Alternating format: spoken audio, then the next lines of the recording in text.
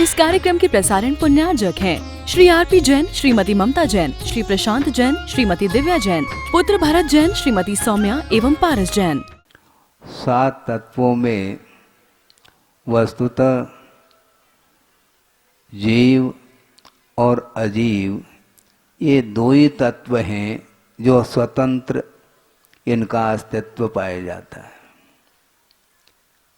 महाराज, मोक्ष तत्व का स्वतंत्र अस्तित्व नहीं है क्या?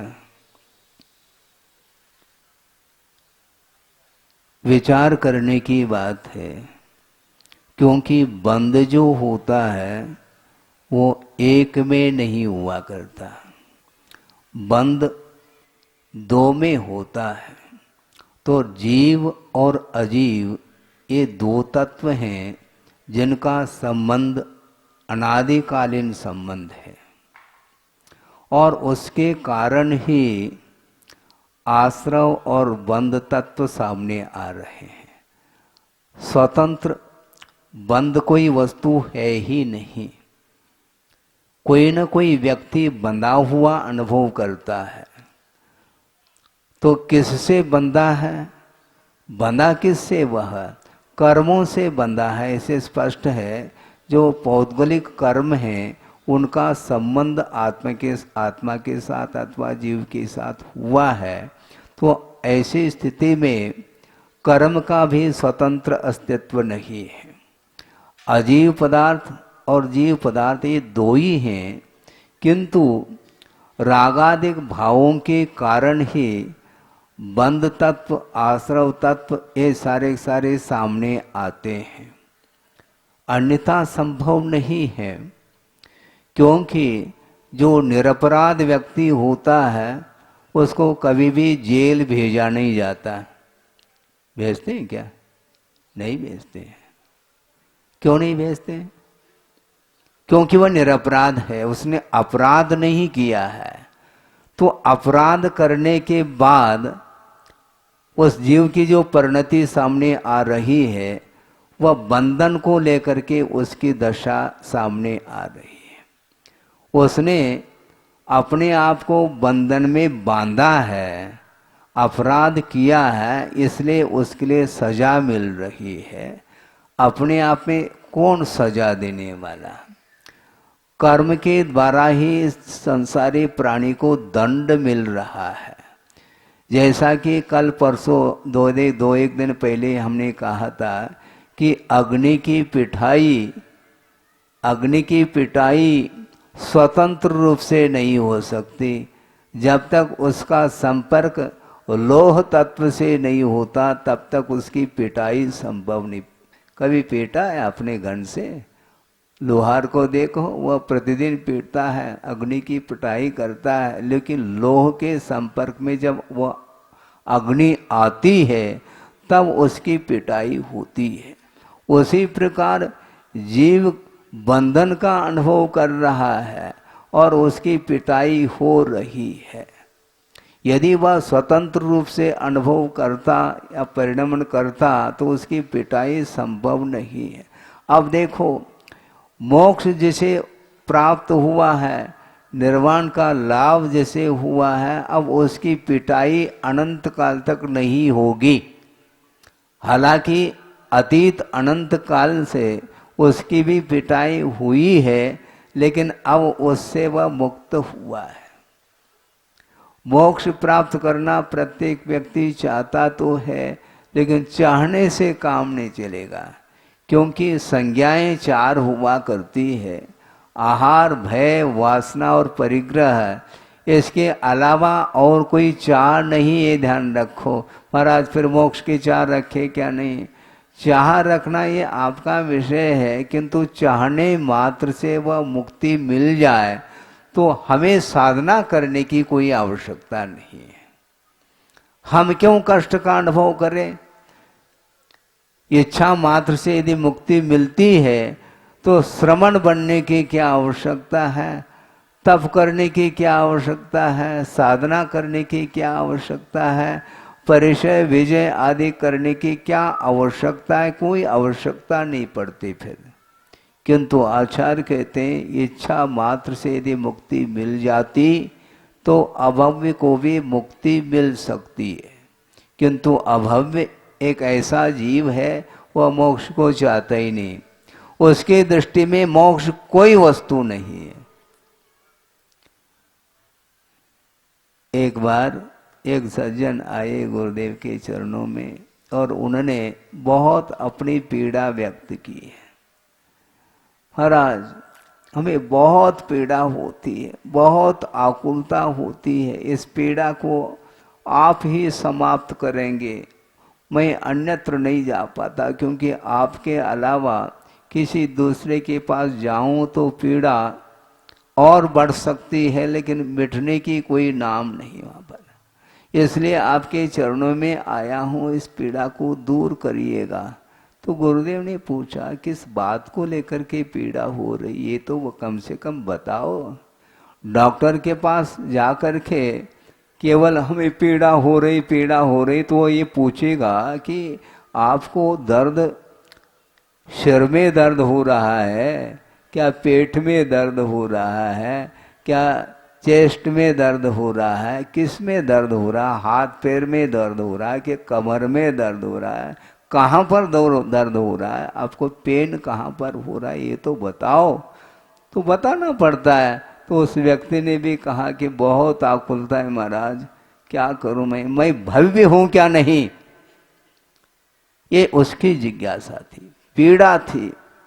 तो गुरुदेव ने कहा, बैठो शांति से, तुम भव्य हो। क्यों? इसलिए क्योंकि अभव्य को आकुलता ही नहीं होती। अभव्य को इस बात की कोई आकुलता नहीं होती कि मैं भव्य हूं क्या अभव्य हूं। उसकी तो धारणा यह है कि खाओ पियो मौज उड़ाओ, बस सीधी सीधी बात। इसके लिए जीवन मिला है, उसकी धारणा ही ये है। वह यदि मान लो धर्म की आराधना भी करता है, मान लो, तो भी वह उसी उद्देश्य को लेकर के करता है। उसका टारगेट बना हुआ है कि साधना के माध्यम से मुझे स्वर्गादिक की संपदा मिल जाए, ग्रैविक में प्राप्त कर लूं। इस उद्देश्य को लेकर के वह रात दिन साधना में रत है। वह साधना नहीं मानी जाती, वह तप नहीं माना जाता है, वह कुतप माना जाता है। उत्तम तप की कोटि में आ ही नहीं सकता वो।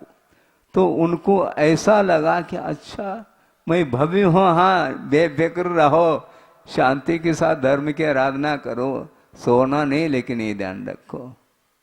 लेकिन इतना तो मुझे तसल्ली मिल गई महाराज, मैं घुट रहा था। मनुष्य जीवन तो मैंने पाया, देवगुरु शास्त्र का समागम भी मुझे मिल रहा है, ये भी बहुत साथ से पुण्य का मैं उदय समझता हूँ। इसलिए आपकी आराधना करने के लिए हमें अवसर मिल रहा है। लेकिन बहुत दिन का वह विकल्प था कि मैं भव्य हूँ क्या अभव्य हूँ, क्योंकि भव्य और अभव्य की पहचान करना बहुत कठिन काम है बंधुओं। भव्य और अभव्य की कोई पहचान संभव ही नहीं। वह केवल दिव्य ज्ञान का विषय है। केवल ज्ञान के अलावा सारे रिद्धियों से संपन्न कोई श्रुत केवली भी आ जाए, गणधर परमेष्टि भी आ जाए, तो वो अपने द्वादशांग के माध्यम से किसी को ये नहीं कह सकते कि ये भव्य है और ये अभव्य है। क्यों? क्योंकि यह पारिणामिक भाव है, कर्म निरपेक्ष भाव बोलते हैं। इसका अर्थ है कि वह प्रकृति मानी जाती है, और प्रकृति जो होती है वह किसी कारण से नहीं हुआ करती है। प्रकृति का अर्थ नेचर हुआ करता है, स्वभाव हुआ करता है। वह स्वभाव किसी के अपेक्षा को लेकर के नहीं होता। नीम जो कड़वी है, नीम में क्या है? मिठास है? नहीं है ना। उसमें क्या है? फिर उसमें कड़वाहट है। तो वह कड़वाहट किसी कारण से है क्या? गुड़ में जो मिठास है वह किसी कारण से है क्या? जल में जो शीतलता है वह किसी कारण से है क्या? अग्नि में जो उष्णता वह किसी कारण से है क्या? किसी कारण से नहीं, नेचुरल परिणति उसकी। उसी प्रकार अभव्य और जीव भव्य की इसी प्रकार परिणति होती है। किसी कारण से वह अभव्य बना हो ऐसा नहीं है। वह अभव्य की जो परिणति है वह अनादि अनंत वह पर्याय मानी जाती है। उसमें किसी भी प्रकार से उसका क्षय नहीं हो सकता। अभव्य तो भाव का क्षय संभव ही नहीं, क्योंकि वह स्वभाव है। स्वभाव का कैसे अभाव हो सकता, मुझे बताओ। हाँ, लेकिन महाराज गुरुदेव ने ये कैसा कहा कि ये भव्य है, ऐसा एक स्थूल जो है उसकी पहचान है। सूक्ष्म दृष्टि से देखेंगे तो उसकी पहचान संभव नहीं है। लेकिन यह जो पहचान बहुत अद्भुत है, क्योंकि अभव्य को कभी आकुलता नहीं होती। विषयों की आकुलता तो बनी रहती है, भव्य को भी बनी रहती है, अभव्य को तो है ही। किंतु मुझे धर्म का लाभ नहीं मिल रहा है, मुझे मुक्ति नहीं मिल रही है, इस बात को लेकर के उसको कोई भी आकुलता पीड़ा नहीं होती, क्योंकि उसका ध्येय बना हुआ है। मुझे तो पर्याप्त मात्रा में संपदा भर मिल जाए, मुक्ति में रखा क्या है, उसकी ये धारणा है। एक प्रसंग आपके सामने रख रहा हूँ, बहुत पुराना प्रसंग है। जब स्कूल जाता था उस समय का वह प्रसंग है। और हाई स्कूल में जब पढ़ता था उस समय भिन्न भिन्न सब्जेक्ट होते थे, और उनको पढ़ाने के लिए भिन्न भिन्न टीचर होते थे। और एक हिंदी पढ़ाने के लिए टीचर आए थे, और प्रसंग क्या बना वही जाने, क्योंकि हम लोग तो छोटे थे। उन्होंने ये कहा कि देखो, स्वर्ग की चर्चा चलती है, और स्वर्ग में है क्या वहां पर वैकृत शरीर है, वहां पर कवलाहार तो है नहीं है, वहां पर कवलाहार है नहीं। और उम्र के हिसाब से जो है ना, प्रतिदिन भी वहां पर आहार नहीं होता है। किंतु कभी कभी वहां आहार का अवसर आता है। कैसा आता है वो है?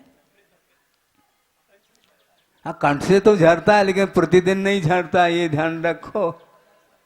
हाँ, प्रतिदिन नहीं झरता।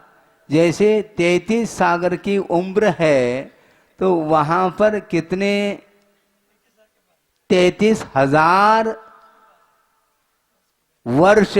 हाँ, महाराज बोल रहे हैं, एक्यूरेट बोल रहे हैं, मुझे सोचना पड़ रहा था, इसलिए बहुत अच्छा है। 33 सागर की जिसकी आयु है, ऐसे सरवार सिद्धि के अहमेंद्र है, और उन्हें भी आहार लेने का अवसर आता है। 33,000 वर्ष के बाद वह आहार होता है, वो भी कवलाहार नहीं, कंठ से अमृत झरता है। अच्छा, इसलिए उनका ये कहना था टीचर का, वहां पर क्या है, वहां पर तो है न मिठाई है, न नमकीन है, न कचौड़ी पकौड़ी है, वहां पर पूड़ी हलवा कुछ भी नहीं है।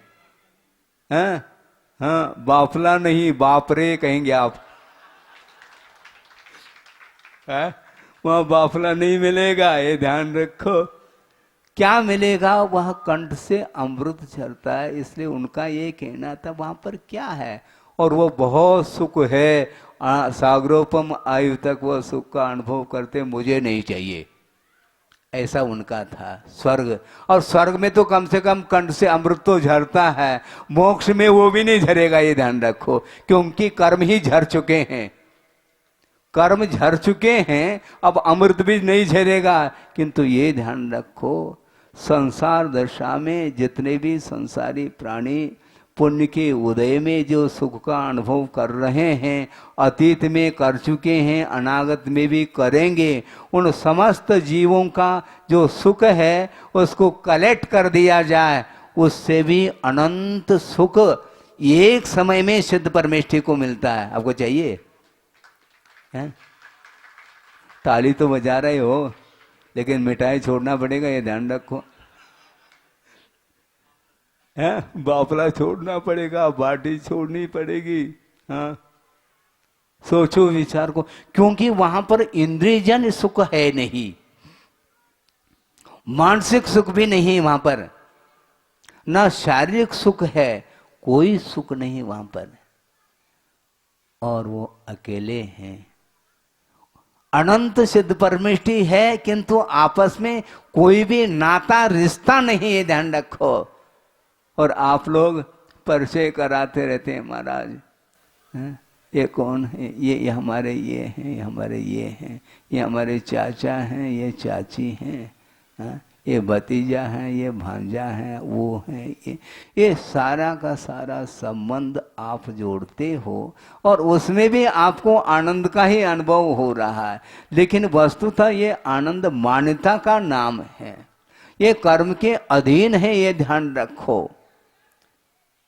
मान लो वैभव मिला है, कोई सेठ जी हैं, बहुत अच्छा परिवार चल रहा है, उनका राम राज चल रहा है, इसके उपरांत भी कभी भी किसी भी समय वह दुख की घड़ी आ सकती है, उसको रोका नहीं जा सकता। किस तरफ से वह दुख की घड़ी आती है, किसी खिड़की से, किसी दरवाजा, पीछे के दरवाजे से वो दुख की घड़ी आ रही क्या? नहीं, वह कर्म का उदय किसी भी समय हो सकता है। और सडनली मान लो किसी का अवसान हो जाता है तो वह सेठ जी वह माथे पर हाथ रख करके बैठेंगे। उनका परिवार और इतना वैभव वह स्वयं भी है, इसके बाद भी उसका सुख का अनुभव उसको इसलिए नहीं हो रहा है क्योंकि अपने परिवार का एक मेंबर चला गया है। स्वयं का अवसान नहीं हुआ, लेकिन अपना मेंबर चला गया। पराया जाता तो कोई बाधा नहीं है। पराया कोई चला जाए तो पूरा परिवार भी चला जाए तो उसको गम नहीं, क्योंकि अपने परिवार में किसी कमी नहीं हो रही किसी की। तो इसको बोलते हैं स्वार्थ संसार चलता है। अपना और पराया ये छूटता नहीं उसको। अब क्या कहेंगे, उपदेश सुनते भी रहो तो भी यदि मान लो मोबाइल बजने लग जाए तो जिसका बज रहा है वह चला जाएगा और आपका मोबाइल तो बज नहीं रहा है, इसलिए आपको कोई आकुलता नहीं। उसको है जिसका, हाँ, क्या पता कॉल आया है, कौन सा समाचार है, कौन सी घटना है, दुखद घटना है कि सुखद घटना है, क्या है, वो चैन नहीं उसको। और मान लो सभा में बैठा है, सबसे निकट बैठा है, अग्रिम पंक्ति में बैठा है, मान लो वह साइड से निकल जाता है। हाँ, निकलेगा वो है? बिना जिनवानी है, प्रवचन के बाद जिनवानी होती है ना, अब जिनवानी नहीं, जनवानी, लोगों के बीच से ही उठ करके चला जाता है। आकुलता उसको है। मान लो पूजन अर्चन भी कर रहा, उस समय भी ये विकल्प आ सकते हैं। ये आज का वातावरण ऐसा निर्मित है कि आपको निर्विकल्प होकर के निराकुल भाव के साथ पूजन भी करने में दिक्कत होने लगी। कौन पैदा कर रहा है? मोबाइल कर रहा है महाराज। मोबाइल को खरीदा किसने? आपके जेब में मोबाइल अपने आप आ गया क्या? आकाश मार्ग से? कहां से आ गए मुझे बताओ आप। खरीदा आपने, महाराज बाजार में आ जाता, हम क्या करें। अब बाजार में बहुत सारे, बाजार में तो जहर भी मिल सकता है, खरीदोगे क्या आप? बाजार में क्या नहीं मिल सकता मुझे बताओ आप। बाजार में सब कुछ मिल सकता है, लेकिन खरीदना और नहीं खरीदना ये आपके ऊपर निर्धारित है कि दुकानदार के ऊपर, मुझे बताओ आप। फिर गलती किसकी है? स्वयं गलती करता है और दूसरे के ऊपर वो टूट पड़ रहा है। मुक्ति तो चाहता है, किंतु हर पल वह बंधन में वह जाल में आता चला जा रहा है। आपको जाल में रहना पसंद है, रहो। आप रहो करने से नहीं रह रहे, अपने आप स्वयं की इच्छा से रह रहे हैं। हाँ, संसार का निर्माण आपने स्वयं ने किया है, मैं भी उसमें शामिल हूं, ये ध्यान रखो, टेंशन नहीं करना। हाँ, मैं भी उसी में हूं, क्योंकि मैं मुक्त थोड़ी हूं, मैं भगवान बना हूं क्या? महाराज हमारे लिए तो आप ही भगवान हैं। तो ठीक है, भगवान है तो सब कुछ व्यवस्था दे दो, फिर भगवान के लिए जो देते हैं दे दो, वेदी पर विराजमान कर लो है? हाँ, नहीं, पीछे भामंडल होना चाहिए, 2 चंवर होना चाहिए, ऊपर छत्र होना चाहिए, और क्या क्या अष्ट प्रातिहार होना चाहिए, तब हम भगवान माने जाएंगे, ध्यान रखो। लेकिन भगवान कभी आहार के लिए नहीं उठते हैं, ध्यान रखना। भगवान कभी आहार के लिए नहीं उठते। हे भगवान बहुत दिन हो गया, भगवान क्यों कह रहे हो आप? महाराज कहो तो फिर भी ठीक है, लेकिन भक्ति वशात कह देता है, हे भगवान आपका आहार नहीं हो रहा। भगवान तो आहार लेते ही नहीं, ना भगवान को अंतराय होता है, हैं? क्या होता है मुझे बताओ? भगवान आपके अंडर में नहीं, ध्यान रखो। उच्चासन ग्रहण करो महाराज, उनको कह दो भगवान को नहीं। समोसन की रचना हुई है,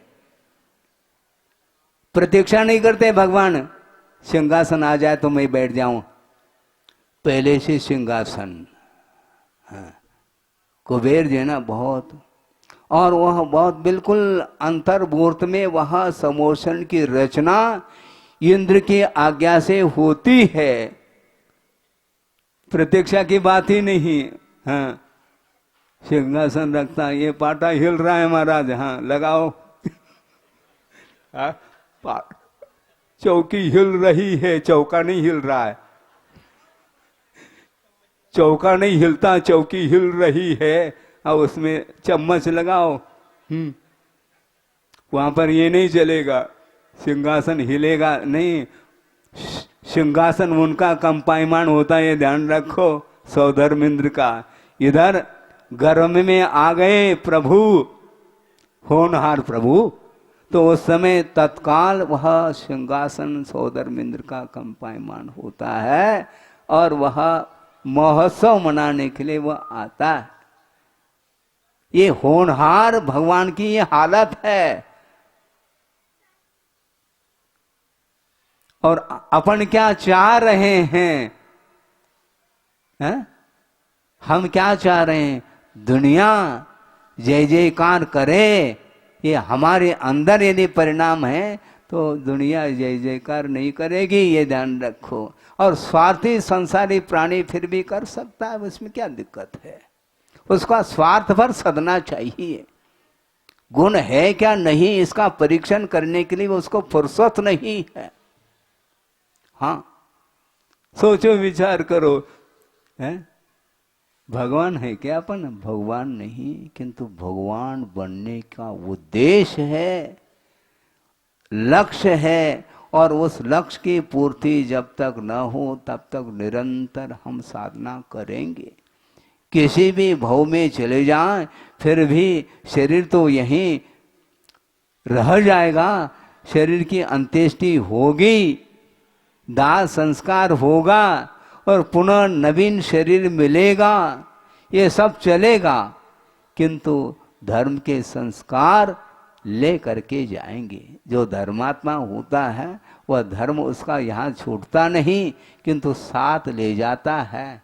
और आप लोग भी धर्मात्मा हो, ये ध्यान रखो, ऐसा नहीं केवल श्रवण ही जो है धर्मात्मा है। श्रवण की उपासना करने वाला, प्रभु की उपासना करने वाला, निरंतर वह अपने परिवार के बीच में रह करके वह प्रभु बनने का लक्ष्य उसका भी है।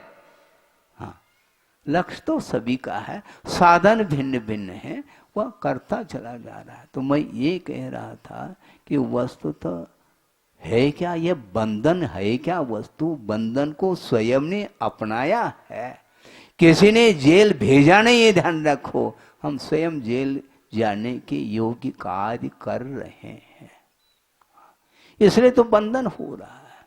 कर्म का जो बंधन होता है वह स्वतंत्र, वह कर्म, गुरुदेव का ये कहना है कि बंध के क्षेत्र में प्रत्येक संसारी प्राणी स्वतंत्र है। बंध के क्षेत्र में बंद करना चाहो तो कर सकते हैं, नहीं करना चाहो तो लाख कोशिश करे, कोई बाध्य करे तो आप बंद नहीं कर सकेंगे, क्योंकि पापमय परिणाम अपने भीतर उत्पन्न होते हैं हमारे चाहने से, किसी के चाहने से नहीं। किसी के बाध्य करने से संसार का निर्माण हुआ ऐसा नहीं। कोई ये कह सकता है, सभा में ऐसे भी व्यक्ति कह सकते हैं कि महाराज हमारी भावना तो कतई नहीं थी काहे की शादी करने की है? हमारी तो भावना नहीं थी महाराज। फिर किसकी थी बताओ? माता पिता की थी। अच्छा, उसके ऊपर थोप दिया आपने है? माता पिता यदि बाध्य करेंगे, बाध्य तो उनके लिए भी कर रहे होंगे भगवान के माता पिता है? वृषभ कुमार को भी बाध्य कर रहे होंगे। तुम कितनी भी बाध्य करो, हम सुनेंगे नहीं किसी की बात को, क्योंकि मेरी बात को कोई सुनने वाला नहीं है। मैं दूसरे की बात को क्यों सुनूं? और मैं दूसरे को सुनाना भी नहीं चाहता है, क्योंकि सुनाने योग्य हमने अभी कार्य किया ही नहीं है। इसलिए वह वैराग्य हो जाता है तो पहले निकल जाते हैं। प्रवचन देने की आकुलता उनके अंदर नहीं है। प्रवचन सुनाने मिल जाए नहीं मिल जाए, क्या मतलब? प्रवचन क्या सुनाना है? जो पूर्वाचार्यों ने देशना दी है और प्रभु ने जो देशना दी है उसको आत्मसात हमें करना है। दूसरे को देशना देने के लिए थोड़ी जीवन मिला है। कोई सुनना चाहे तो ठीक है, अपने पास है तो हम दे देंगे, इसमें कोई बाधा नहीं, किंतु इसमें कोई खास इंटरेस्ट नहीं है, रहता भी नहीं है। किंतु कल्याण वह करना चाहता है तो आशीर्वाद के रूप में काम चल जाता है। किसी को 1 घंटा उपदेश भी दे दिया और बस घंटी बज गई, चला जाता है। वो गाड़ी से आया है तो गाड़ी से जाएगा, वो जाने के लिए आया है, रुकने के लिए नहीं। भले 10 दिन रुक जाए बात अलग है। इसी को बोलते हैं भदैया। इसी को भदैया बोलते हैं, सदैया नहीं बोलते। हमेशा थोड़ी रहने वाले आप कहीं से भी आए, चाहे दिल्ली से आओ, चाहे सतना से आओ, चाहे कहीं से भी आ जाओ, लेकिन जाने के लिए आए आप। और वस्तुतः देखा जाए प्रत्येक व्यक्ति जाएगा, ये अवसान तो होना है, जाना तो है, लेकिन धर्म की आराधना करते हुए कहीं भी चले जाओ कोई बाधा नहीं, क्योंकि धर्म की आराधना के माध्यम से ही आत्मा का विकास होने वाला है। और धर्म को साइड में रख करके केवल अपनी बात करता है, अपने आप को हाईलाइट करने के लिए उद्यमशील है, वह धर्म की आराधना नहीं कर रहा है। अपने आप को वह सबके बीच में मैं देखने में पृथक आ जाऊं। अरे तुम तो पृथक ही हो, और कौन सा पृथक है? हाँ, तुम्हारा संबंध दूसरे के साथ है कहां? द्रव्य की दृष्टि से एक दूसरे के साथ कोई, किसी के साथ कोई नाता रिश्ता है ही नहीं। तुम जोड़ना क्यों चाह रहे हो? तुलनात्मक दृष्टि हमेशा संसारी प्राणी की रहती है। इसलिए विश्व में मैं बिल्कुल अलग पृथक रूप से दिखाई दूं तो इसमें क्या मिल रहा है? क्या आनंद आ रहा है? कौन सा रस मिल रहा है उसमें? रस मिल रहा है उसमें, टपक रहा है रस है? नहीं, ये मान्यता फल है। इसी को बोलते हैं संसारी प्राणी को जो सुख हो रहा है या उसकी जो मान्यता है वह बिल्कुल विपरीत मान्यता है। वो दूसरे के अधीन है, ये ध्यान रखो। अरबपति भी है, वह दूसरे के अधीन उसका जीवन है, क्योंकि दूसरे की दृष्टि में मैं अरबपति हूं यह दर्शाना चाहता है। वो कोई नहीं देखे तो उसको आनंद आएगा? भोजन हजम नहीं होता बता रहे महाराज। करे तो हजम होगा, भोजन करने की इच्छा नहीं होगी उसकी, क्योंकि मुझे कोई चाह नहीं रहा है। भोजन तब होता हजम जब भोजन कर ले, और उस भोजन करने के लिए भी वो टेंशन में आ जाता, मुझे कोई जानना नहीं चाह रहा है।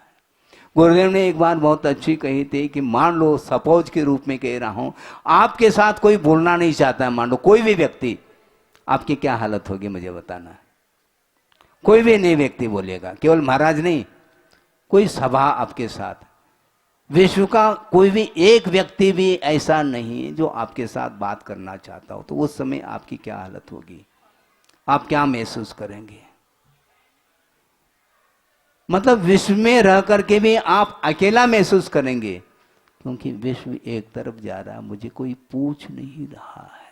मतलब आपको पूछने से आपका अस्तित्व है, अन्यथा है नहीं, ऐसा कुछ है क्या। तो ये क्यों चाहता है, ये इच्छा क्यों, ये नाम की भूख। चक्रवर्ती भी आनंद का जो अनुभव कर रहा है, सारे चक्रवर्ती हो जाए तो चक्रवर्ती को कोई आनंद नहीं आने वाला। उस मुकुट का आनंद तब आता है जब सारे व्यक्ति के सिर पर एक भी मुकुट ना हो, केवल मेरे मस्तिष्क पर मुकुट हो, तब आनंद आता है। इसका अर्थ क्या, दूसरे को नीचा दिखाता हुआ आनंद का अनुभव करना चाहता है। संसारी प्राणी की ये रीत है, सबको एक साथ देखना नहीं चाहता। सारे राष्ट्रपति पुरस्कृत हो जाए छात्र, आनंद किसी को भी नहीं आना, ये तो तय है, क्योंकि सारे गोल्ड मेडल हो गए। कोई एक हो तो मजा, तो बिल्कुल पेपर न्यूज आ जाएगा, टीवी में न्यूज आ जाएगा, हाँ, तब उसको आनंद आता है। तो इसका अर्थ सारे के सारे फेल हो जाए अथवा अपने से कम अंक लेकर के आ जाए, तब उसको सुख है, उसको आनंद है। ऐसे आनंद से क्या प्रयोजन है, हमें कोई प्रयोजन नहीं। सबको उतना ही सुख मिले, मुझे मिल जाए न मिले इसमें कोई वादा नहीं। गुरुदेव ने ये कहा था, खुलेआम कहा था उन्होंने, मुझे मोक्ष बाद में मिल जाए हमें चिंता नहीं, किंतु आपको पहले मिल जाए। हाँ, पहले आप जल्दी से जल्दी मुक्त हो जाओ, और ओम नमः सिद्धेभ्य मैं करूंगा, है, लेकिन अभी नहीं कर सकते, ध्यान रखो। आपको जल्दी से जल्दी निर्वाण का लाभ हो, मुझे कोई भी आकुलता नहीं, मुझे मोक्ष की आकुलता नहीं है, क्योंकि आकुलता करने से मुक्ति मिलने वाली नहीं है, सिद्धांत है। तो हम क्यों आकुलता करें। तो इस प्रकार विशाल दृष्टिकोण होना चाहिए, जो गुरुदेव के अंदर इतना विशाल दृष्टिकोण था, इतनी उदार दृष्टि वाले वो थे इसलिए कह रहा हूं, क्योंकि प्रसंग सब लोग जानते हैं, अपने बीच में नहीं है, किंतु उनकी वाणी अभी भी वह गूंजती है। हाँ, और जिसके गुरु के प्रति समर्पण भाव है, उसी के कान में उनकी वाणी गूंज सकती है, भी उतना ही सत्य है, ध्यान रखो। हाँ, जिसके दृष्टि में गुरु है, अब जिसके दृष्टि में प्रभु हैं, और उसके लिए कोई भी इच्छा नहीं है, क्योंकि इच्छा के द्वारा संसार का निर्माण होता है, और संसार का विनाश करने के लिए, संसार का विच्छेद करने के लिए प्रभु और गुरु का स्मरण किया जाता है, ये ध्यान रखो। और कोई भी अपेक्षा है ही नहीं, मुक्ति की भी अपेक्षा नहीं, क्योंकि अपेक्षा रखने मात्र से मुक्ति नहीं मिलने वाली है। इसलिए समय ज़्यादा न हो, संक्षेप कर रहा हूँ मैं, क्योंकि मध्याह्न में और रखा बताते हैं, क्योंकि ये नाश्ता है, भोजन मध्याह्न में मिलेगा। यही तो समस्या है, ये आदत है? भोजन में पेट भरता है महाराज, चाय नाश्ता में थोड़ी भरता है। लेकिन ये ध्यान रखो, आगम तो आगम है। इसलिए मैं ये कहना चाहता हूँ कि संसारी प्राणी की दशा बहुत विचित्र दशा उसकी हो रही है। इसमें और किसी का कोई दोष नहीं, कोई दूसरे व्यक्ति का इसमें कोई दोष नहीं, कोई दूसरा व्यक्ति अपराधी हो ऐसा नहीं, स्वयं का ही अपराध है। अतीत में किया हुआ जो अपराध है वह वर्तमान में फल रहा है, और वर्तमान में और करता चला जाएगा तो वह भविष्य में और फलेगा। ये चेन है ये। हाँ, बेचैन नहीं हो, ये चेन, इस चेन को समाप्त करो। चेन नहीं पहनो गले में। हाँ, ये जो चेन है ना, हाँ, कर्म बंध की जो परंपरा, इसको कट करना है, इसको समाप्त करना है। इसको खेल नहीं बंधु, इसको समाप्त करने के लिए बहुत विराट दृष्टिकोण होना चाहिए। और मुझे उस समय ऐसा लगा गुरुदेव के मुख से जब हमने सुना कि मुझे बाद में मोक्ष मिल जाए, कोई मुझे आकुलता नहीं, मुझे कोई गम नहीं, क्योंकि मिलना तो मुझे भी है, और आपको पहले मिल जाए तो बहुत आशीर्वाद है। वो कहते हैं, सोचो, इसको बोलते हैं अपनत्व। अपनापन इसी का नाम है। हाँ, अन्यथा कौन सा अपनापन है? कोई अपनापन नहीं। उनको यहां तक भाव आ रहा है कि पूरा विश्व ही मुक्ति का अनुभव कर ले, लेकिन कर ले ये भावना है, उसके अनुरूप आपको चलना है। चलने के लिए सहयोग दिया जा सकता है, किंतु कदम आपको उठाने पड़ेंगे। हाँ, है? वैसा किया, क्या बोलते हैं, वैसा किया, कैसा किया, ऐसा किया वैसा किया नहीं, हाथ में वैसा किया आ गया। अब चलना आपको है, मैं क्या करूं, आपको करना है, कदम उठाना है। वैसा किया लेकर के धीरे धीरे कदम, तो उसको वो जो है ना केवल सहयोग प्रदान कर रहा है, वही वैसा किया। हाँ, किंतु कदम आपको उठाना। इसी प्रकार आचार्य कहते हैं मैं सहयोग दे सकता हूं, किंतु योग तो आपका रहेगा।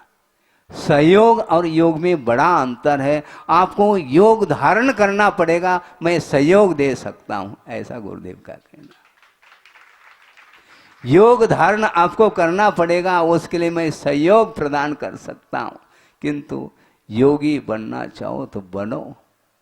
हाँ, सहयोग दूंगा, किंतु साथ साथ में चल नहीं सकता आपके, क्योंकि आपके साथ चलने वाला धर्म है। महाराज आप भी तो धर्मात्मा है, हमारे साथ चलो ना। किसी के साथ नहीं चल सकते।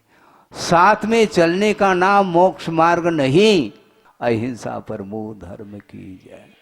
बोधि समाधि परिणाम शुद्धि स्वात्मोपलब्धि शिव सौख्य सिद्धि चिंता मणिम चिंतित वस्तुदाने त्वां बंद मानस्य ममास्तु। परम पूजाचार्य गुरुवर श्री विद्यासागर जी महाराज की जय। इस कार्यक्रम के प्रसारण पुण्यार्जक हैं श्री आरपी जैन, श्रीमती ममता जैन, श्री प्रशांत जैन, श्रीमती दिव्या जैन, पुत्र भरत जैन, श्रीमती सौम्या एवं पारस जैन।